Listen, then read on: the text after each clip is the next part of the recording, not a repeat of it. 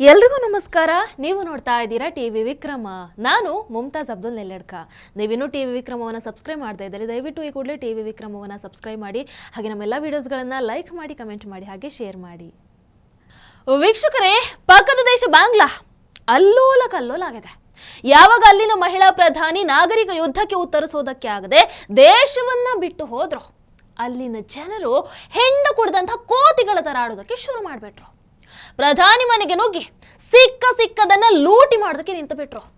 Fan, chair, sofa, ಪಾತ್ರೆ ಅಷ್ಟೇ ಯಾಕೆ, ಆ ಮನೆಯಲ್ಲಿದ್ದಂಥ ಒಂದು ವಸ್ತುವನ್ನ ಕೂಡ ಬಿಡದೆ ಪೂರ್ತಿ ಲೂಟಿ ಮಾಡ್ಕೊಂಡು ಹೋಗ್ಬಿಟ್ರು. ಇದು ಒಂದು ಕಡೆ ಆದ್ರೆ, ಇನ್ನೊಂದು ಕಡೆ ಗಲಭೆ ಹೆಸರಲ್ಲಿ ಬಾಂಗ್ಲಾದೇಶದ ಹಿಂದೂಗಳ ಮಾರಣ ಹೋಮ ಆಗ್ತಾ ಇದೆ. ಅಲ್ಲಿ ಸಿಕ್ಕಿದ್ದೇ ಚಾನ್ಸ್ ಅಂತ ಜಿಹಾದಿಗಳು ತಮ್ಮ ಕುಲ ಕಸುಬನ್ನ ಶುರು ಹಚ್ಕೊಂಡ್ಬಿಟ್ಟಿದ್ದಾರೆ.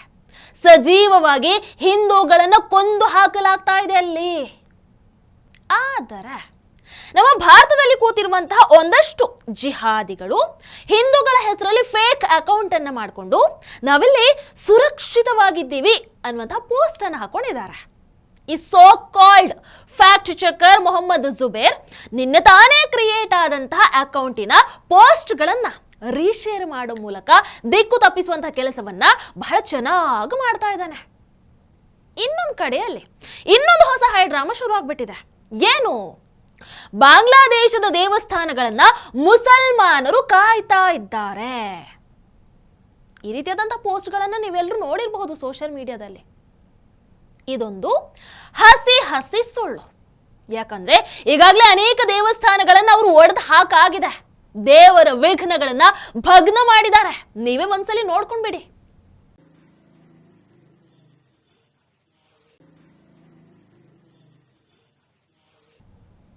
ಹೊರಗಡೆ ಕಾಯೋತನ ನಾಟಕ, ಒಳಗಡೆ ದೇವಸ್ಥಾನವನ್ನ ಪುಡಿ ಮಾಡುವಂತಹ ಕಾಯಕ ಇವರದು.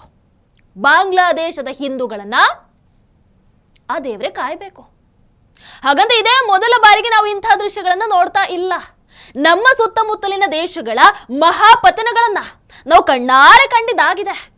ಈಗ ಉದಾಹರಣೆಗೆ ತಗೊಳ್ಳಿ, ಅಫ್ಘಾನಿಸ್ತಾನ. ಯಾವಾಗ ಅಮೆರಿಕ ತನ್ನ ಸೇನಾ ನೆಲೆಯನ್ನ ವಾಪಸ್ ಕರೆಸಿಕೊಳ್ತೋ, ಆಗ ಬಚ್ಚಿಟ್ಟುಕೊಂಡಿದ್ದಂತಹ ತಾಲಿಬಾನಿಗಳು ಅಫ್ಘಾನಿಸ್ತಾನಕ್ಕೆ ಎಂಟ್ರಿಯನ್ನ ಕೊಡ್ತಾರೆ. ಅವರ ಕೈಯಲ್ಲಿ AK-47. ಸರ್ಕಾರ ಏನಾಗುತ್ತೆ? ಪತನ ಆಗತ್ತೆ. ಮಂತ್ರಿಗಳು ದೇಶವನ್ನು ಬಿಟ್ಟು ಓಡ್ ಹೋಗ್ತಾರೆ. ಆಗ ತಾಲಿಬಾನಿಗಳು ಅಕ್ಷರಶಃ ತಲೆ ಕೆಟ್ಟವರ ಹಾಗೆ ವರ್ತಿಸೋದಕ್ಕೆ ಆರಂಭ ಮಾಡ್ತಾರೆ. ಆ ದೇಶದ ಸಂಸತ್ ಒಳಗೆ ನುಗ್ಗುತ್ತಾರೆ, ಖುಷಿಯಾಗಿ ಫೈರ್ ಮಾಡ್ತಾರೆ, ಪ್ರಧಾನಿ ಕೂರುವಂತಹ ಚೇರಲ್ಲಿ ಕೂತು ಸಂಭ್ರಮ ಪಡ್ತಾರೆ. ಬುರ್ಕಾ ಇಲ್ಲದಂತಹ ಮಹಿಳೆಯರನ್ನ ಅಮಾನುಷವಾಗಿ ಕೊಂದು ಬಿಡ್ತಾರೆ. ಗಡ್ಡ ಬಿಡದಂತಹ ಮುಸ್ಲಿಂ ಯುವಕರಿಗೆ ಕ್ಯಾಪಿಟಲ್ ಪನಿಷ್ಮೆಂಟ್ ಅನ್ನು ಕೊಟ್ಟು ಬಿಡ್ತಾರೆ. ತಾಲಿಬಾನಿಗಳ ರಕ್ತದಾಹದ ಬಂದೂಕಿಗೆ ಅಲ್ಲಿ ಸಾವಿರಾರು ಜನ ಬಲಿಯಾಗ್ತಾರೆ ಅವತ್ತು. ನಂತರ ಅವರೇ ಅಲ್ಲಿ ಸರ್ಕಾರವನ್ನು ಕೂಡ ರಚನೆ ಮಾಡ್ತಾರೆ. ಇನ್ನು ಸಂವಿಧಾನ ಇರೋ ಕಡೆ ಶರಿಯಾ ಕಾನೂನು ಜಾರಿಯಾಗುತ್ತೆ.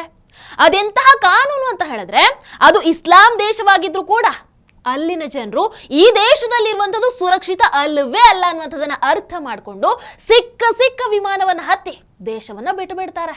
ಹೇಗೆ ಅಂತ ಹೇಳಿದ್ರೆ, ವಿಮಾನದ ಒಳಗೆ ಮಾತ್ರ ಅಲ್ಲ, ವಿಮಾನದ ಹೊರಗೆ ಕೂಡ ಜನ ಕೂತಿದ್ರು.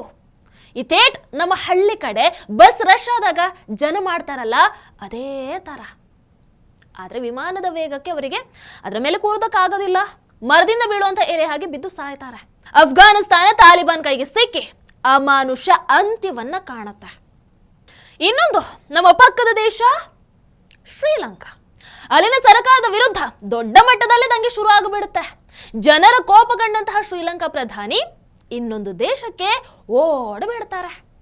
ಅಲ್ಲೂ ಕೂಡ ಬಾಂಗ್ಲಾದೇಶದ ಹಾಗೆ ಸೇಮ್ ಟು ಸೇಮ್ ಕೇಸ್. ಜನರು ಪ್ರಧಾನಿ ಮನೆಗೆ ನುಗ್ಗುತ್ತಾರೆ, ಕೈಗೆ ಸಿಕ್ಕಿದ್ದನ್ನೆಲ್ಲ ಜೋಳಿಗೆಗೆ ಹಾಕೊಂಡು ಬಂದ ಬೇಡ್ತಾರೆ. ಆ ಮನೆಯಲ್ಲಿ ಏನು ಕೂಡ ಉಳಿಸೋದಿಲ್ಲ. ಅಷ್ಟರ ಮಟ್ಟಿಗೆ ಎಲ್ಲವನ್ನ ಲೂಟಿ ಹೊಡ್ಕೊಂಡು ಬಂದು ಬಿಡ್ತಾರೆ. ಈ ಕಡೆ ಬಾಂಗ್ಲಾದೇಶದ ಪ್ರಧಾನಿ ಶೇಖ್ ಹಸೀನಾ ಆ ದೇಶವನ್ನ ಅಧ್ವಾನ ಮಾಡಿಬಿಟ್ಟಿದ್ದಾರೆ. ಬಾಂಗ್ಲಾದಿಂದ ಬಂದು ಈಗ ಭಾರತದಲ್ಲೇ ಆಶಾವನ್ನ ಪಡ್ಕೊಂಡಿದ್ದಾರೆ. ಹಾಗೆ ನೋಡಿದ್ರೆ ಆಕೆ ಭಾರತಕ್ಕೆ ಬಂದು ವಾಸ ಮಾಡ್ತಾ ಇರುವಂಥದ್ದು ಇದೇ ಮೊದಲನೇ ಸಲ ಏನಲ್ಲ. ಸಕ್ರಿಯ ರಾಜಕಾರಣದಲ್ಲಿದ್ದಂಥ ಆಕೆಯ ಕುಟುಂಬವನ್ನ ಅವತ್ತು ಕಗ್ಗೊಲೆ ಮಾಡಿದ್ರು. ಆಗ ಈಕೆ ಮತ್ತು ಈಕೆ ಸಹೋದರಿ ಹೇಗೋ ಬಚಾವಾಗಿ ಬಂದು ಜರ್ಮನಿಗೆ ಹೋಗ್ಬೇಕಾಗತ್ತೆ. ಅದಾದ ನಂತರ ಇಂದಿರಾ ಗಾಂಧಿ ಅವರ ಬಳಿ ಆಶ್ರಯಕ್ಕಾಗಿ ಇವರು ಬೇಡ್ಕೊಳ್ತಾರೆ. ಇಂದಿರಾ ಗಾಂಧಿ ಒಪ್ಪಿಗೆಯ ಮೇರೆಗೆ ಇಲ್ಲಿ ಬಿಗಿ ಭದ್ರತೆಯಲ್ಲಿ 6 ವರ್ಷಗಳ ಕಾಲ ವಾಸ ಮಾಡ್ತಾರೆ. ಈಗ ಮೋದಿಜಿ ಅವಧಿಯಲ್ಲಿ ಮತ್ತೆ ಆ ಇತಿಹಾಸ ರೀಕ್ರಿಯೇಟ್ ಆಗಿದೆ ಅಂತ ಹೇಳಬಹುದು. ಹಾಗಿದ್ರೆ ಇಂತಹ ಒಂದು ನಾಗರಿಕ ದಂಗೆ ಶುರುವಾಗೋದಕ್ಕೆ ಏನು ಕಾರಣ? ಅದು ಶೇಖ್ ಹಸೀನಾ ಅವರ ನಿರ್ಧಾರ. ಪಾಕ್ ಸಂಘಟನೆಗಳಿಂದ ಸಹಾಯವನ್ನ ತಗೊಂಡು ಬಾಂಗ್ಲಾದಲ್ಲಿ ಆಕ್ಟಿವ್ ಆಗಿದ್ದಂತಹ ಜಮಾತಿ ಇಸ್ಲಾಂ, ಅದೇ ರೀತಿ ಇಸ್ಲಾಮಿ ಛತ್ರ ಶಿಬಿರ್ ಸಂಘಟನೆಯನ್ನ ಇವರು ಬ್ಯಾನ್ ಮಾಡ್ತಾರೆ. ಪಾಕಿಸ್ತಾನ ಆ 2 ಸಂಘಟನೆಗಳಿಗೆ ಐಸಿಸ್ ಮೂಲಕ ಸಹಾಯವನ್ನ ಮಾಡ್ತಾ ಇತ್ತು. ಅದಾದ ನಂತರ ಮೀಸಲಾತಿ ವಿಚಾರಕ್ಕೆ ಶುರುವಾಗಿದ್ದಂತಹ ಪ್ರತಿಭಟನೆ ಇವತ್ತು ಅಲ್ಲಿನ ಪ್ರಧಾನಿಯೇ ಪಲಾಯನ ಮಾಡೋ ಹಂತಕ್ಕೆ ಬಂದು ನಿಂತಿದೆ. ಹಾಗೆ ನೋಡಿದ್ರೆ ಅವತ್ತು ದೇಶವನ್ನ ಬಿಟ್ಟು ಹೋಗಿದ್ದಂತಹ ಶೇಖ್ ಹಸೀನಾರನ್ನ ಆಕೆ ಪಕ್ಷದವರು ಮತ್ತೆ ರಾಜಕಾರಣಕ್ಕೆ ಬನ್ನಿ ಅಂತ ಕರೆದಿದ್ರು. ಚುನಾವಣೆಯಲ್ಲಿ ಗೆದ್ದ ಬಳಿಕ ಆ ದೇಶದ ಚುಕ್ಕಾಣಿ ಕೂಡ ಅವ್ರಿಗೆ ಸಿಕ್ಕಿತ್ತು. ಆದ್ರೆ ಸಮರ್ಥವಾಗಿ ಅದನ್ನ ನಡೆಸೋದಕ್ಕೆ ಆಗ್ಲಿಲ್ಲ. ಆಡಳಿತ ವಿರೋಧಿ ಅಲೆ ನಾಗರಿಕ ಯುದ್ಧವನ್ನ ಸೃಷ್ಟಿ ಮಾಡ್ತು. ಜಿಯೋ ಪಾಲಿಟಿಕ್ಸ್ ಎಕ್ಸ್ಪರ್ಟ್ಗಳು ಊಹಿಸೋ ಪ್ರಕಾರ ಮುಂದಿನ ಸರದಿ ಪಾಕಿಸ್ತಾನದಂತೆ. ಆ ದೇಶ ಕೂಡ ರಾಜಕೀಯವಾಗಿ ಅತಂತ್ರವಾಗಿದೆ. ಅಲ್ಲಿ ಬಡತನ ಹೆಚ್ಚಾಗ್ತಾ ಇದೆ, ಉದ್ಯೋಗಗಳ ಸೃಷ್ಟಿಯ ಆಗ್ತಾ ಇಲ್ಲ. ಅಲ್ಲೇ ಆಮದೇ ರಫ್ತಿಗಿಂತ ಹೆಚ್ಚಾದಂತಹ ದೇಶ ಪಾಕಿಸ್ತಾನ. ಸರಿದಾರಿಗೆ ಸರಿ ಸಮಯಕ್ಕೆ ಬರಲಿಲ್ಲ ಅಂತ ಹೇಳಿದ್ರೆ ಪಾಕಿಸ್ತಾನಕ್ಕೆ ತುಂಬಾ ಅಂದ್ರೆ ತುಂಬಾ ಕಷ್ಟ ಇದೆ. ಇನ್ನು ಗ್ಲೋಬಲ್ ಪೀಸ್ ಇಂಡೆಕ್ಸ್ ಅನ್ನುವಂತಹ ಫ್ರಾಡ್ ಸಂಖ್ಯೆಗಳು ಕೂಡ ಇವತ್ತು ಬೆತ್ತಲಾಗಿ ಹೋಗಿದೆ.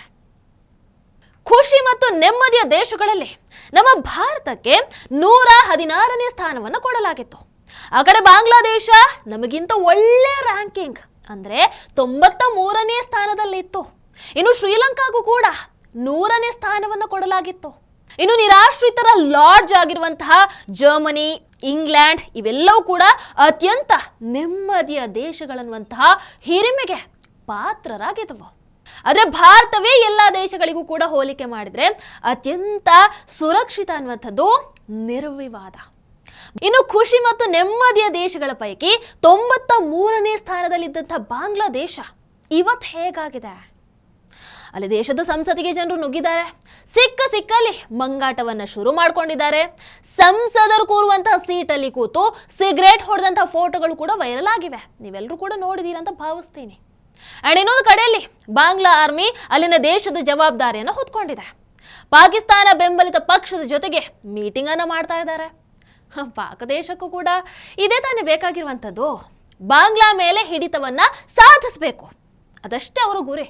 ಇವೆಲ್ಲದರ ಹಿಂದೆ ಇರುವಂತಹ ಮಾಸ್ಟರ್ ಮೈಂಡ್ ಚೀನಾ ಅನ್ನುವಂಥದ್ದು ಇಲ್ಲಿ ಅನೇಕರಿಗೆ ಮೇಲ್ನೋಟಕ್ಕೆ ಕಾಣಿಸೋದೇ ಇಲ್ಲ. ಯಾಕಂದ್ರೆ ಚೀನಾ ಪ್ರವಾಸಕ್ಕೆ ಹೋಗಿದಂತಹ ಶೇಖ್ ಹಸೀನಾ $5 ಬಿಲಿಯನ್ ಲೋನ್ ಕೊಡಿ ಅಂತ ಚೀನಾಕ್ಕೆ ಕೇಳಿದ್ರಂತೆ. ಅದರಷ್ಟೊಂದು ಸಾಲ ಕೊಡೋದಕ್ಕೆ ನಮ್ಮಿಂದ ಸಾಧ್ಯವೇ ಇಲ್ಲ ಅಂತ ಹೇಳಿ $100 ಮಿಲಿಯನ್ ಕೊಡೋದಕ್ಕೆ ಚೀನಾ ಮುಂದಾಯ್ತಂತೆ. ಇದರಿಂದ ಆಕ್ರೋಶಗೊಂಡಂತ ಹಸೀನಾ 1 ದಿನ ಮುಂಚಿತವಾಗಿ ಪ್ರವಾಸವನ್ನ ಕೊನೆ ಮಾಡಿ ಬಾಂಗ್ಲಾದೇಶಕ್ಕೆ ಹಿಂದಿರುಗಿದ್ರಂತೆ. ಇಲ್ಲಿ ಚೀನಾ ತನ್ನ ಕಪಟಿ ಆಟವನ್ನಾಡಿದಂತಹ ಗುಮಾನಿಗಳು ಎದ್ದು ಕಾಣಿಸ್ತಾ ಇದೆ. ಯಾಕಂದ್ರೆ ಸಾಲ ತಗೊಂಡಿರುವಂತಹ ಪಾಕಿಸ್ತಾನ ಎಷ್ಟೇ ಆದ್ರೂ ಚೀನಾದ ಕೈಗೊಂಬೆ ಅಲ್ಲವೇ? ಹೀಗಾಗಿ ದಂಗೆಯನ್ನ ಚೀನಾನೇ ಶುರು ಮಾಡಿಸ್ತಾ ಅನ್ನುವಂಥ ಅನುಮಾನ ಇಲ್ಲಿ ದಟ್ಟವಾಗಿ ಕಾಣಿಸ್ತಾ ಇದೆ. ಇವೆಲ್ಲದರ ನಡುವೆ ಹಿಂದೂ ಮನೆಗಳನ್ನ, ಅವರ ಅಂಗಡಿಗಳನ್ನ ನಾಶ ಮಾಡುವಂತಹ ಕೆಲಸಗಳು ಕೂಡ ತುಂಬಾ ಚೆನ್ನಾಗಿ ನಡ್ಸ್ಕೊಂಡು ಹೋಗ್ತಾ ಇದ್ದಾರೆ. CAA ಯಾಕೆ ಹಿಂದೂಗಳ ಪಾಲಿನ ದೇವ್ರು ಅನ್ನುವಂಥದ್ದು ವಿತಂಡವಾದ ಮಾಡೋರಿಗೆ ಈಗ ಅರ್ಥ ಆಗಿರಬಹುದು. ಒಟ್ನಲ್ಲಿ ಬಾಂಗ್ಲಾದೇಶದ ಕ್ರೈಸಿಸ್ ನಮ್ಮ ದೇಶದ ಮೇಲೆ ಕೂಡ ಪ್ರಭಾವ ಬೀರೋದ್ರಲ್ಲಿ ಅನುಮಾನನೇ ಇಲ್ಲ. ದಯವಿಟ್ಟು ಬಾಂಗ್ಲಾ ಗಡಿಯಲ್ಲಿ ಭದ್ರತೆಯನ್ನು ಹೆಚ್ಚಿಸಲೇಬೇಕು.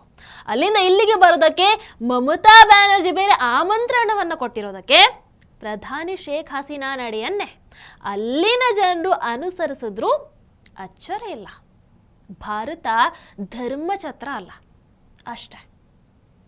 ನಿಮ್ಮ ಅನಿಸಿಕೆಯನ್ನು ದಯವಿಟ್ಟು ಕಾಮೆಂಟ್ ಮೂಲಕ ತಿಳಿಸಿ. ಹಾಗೆ ವಿಡಿಯೋ ನಿಮಗೆ ಇಷ್ಟದಲ್ಲಿ ಲೈಕ್ ಮಾಡಿ, ಶೇರ್ ಮಾಡಿ. ನಮಸ್ಕಾರ.